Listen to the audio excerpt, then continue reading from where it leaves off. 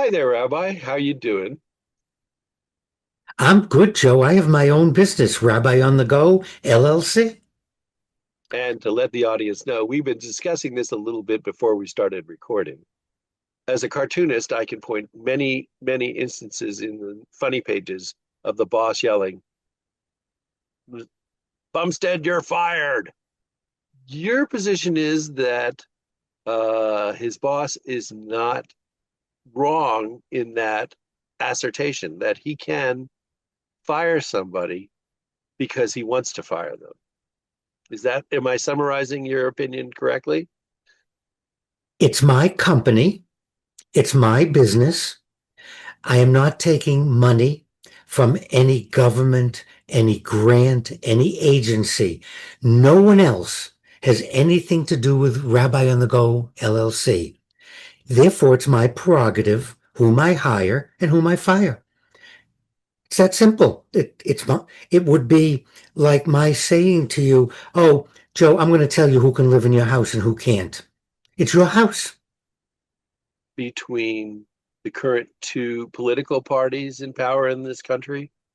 One says we should be able to have government regulation to eliminate discrimination, underfunding, unfair labor and housing and whatever other practices are going on. And the other party that says, get out of my house, this is my house, and I want to be able to do what I want in my house. Well, the free market will take care of it. The only difference is the government, they're not pointing out that a lot of this involves government money. As soon if I accept a grant from the state or the Commonwealth, as soon as I accept money from the federal government, then I am obligated to play by their rules because they bought into my company.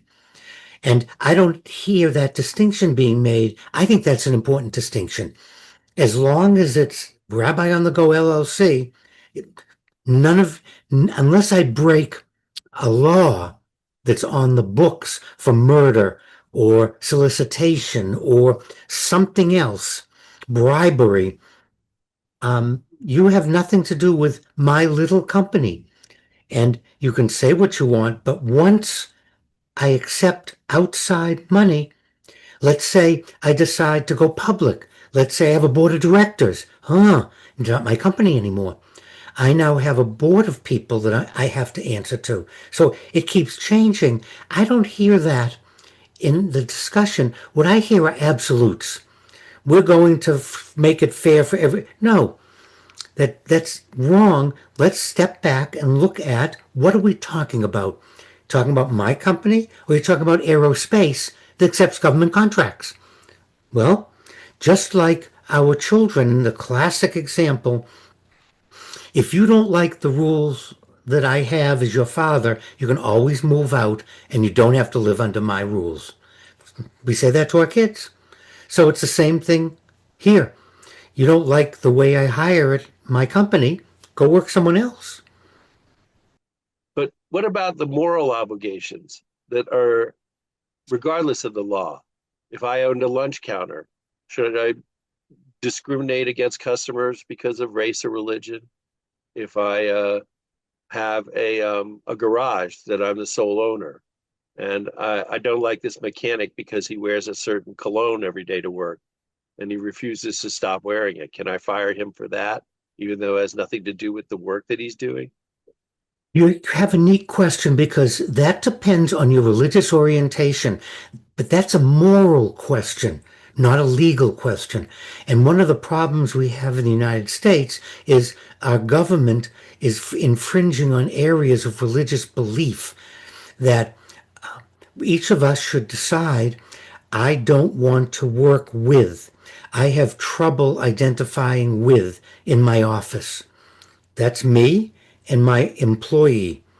Now, if we look at Judaism, Judaism says there's moral obligations. Christianity says there are moral obligations.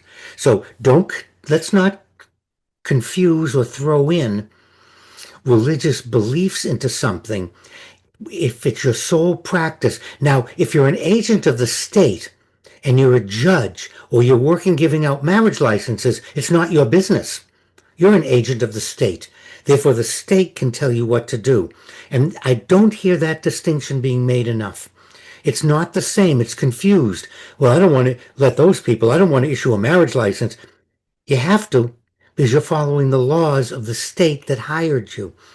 However, if I'm making a wedding cake and I don't want to make a wedding cake for you, I won't. And then let the free market decide. Let everyone know on Facebook, on TikTok, that I will not make cakes for this group of people. And then what's going to happen to my business? If enough people stop coming, all of a sudden I'll go, not a very bright idea. It's not helping my business.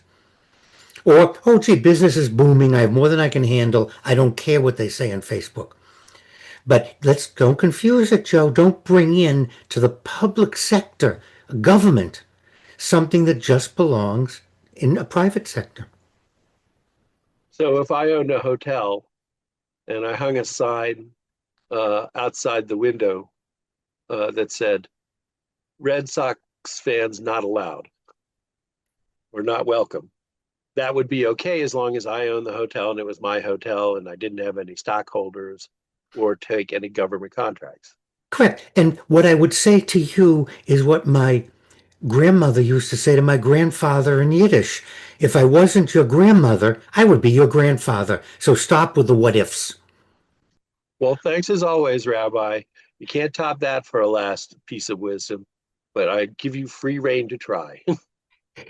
And for our viewers and listeners, let your Christianity, your Judaism, your Sikh, your Islam, whatever your religion is, let those moral codes guide you.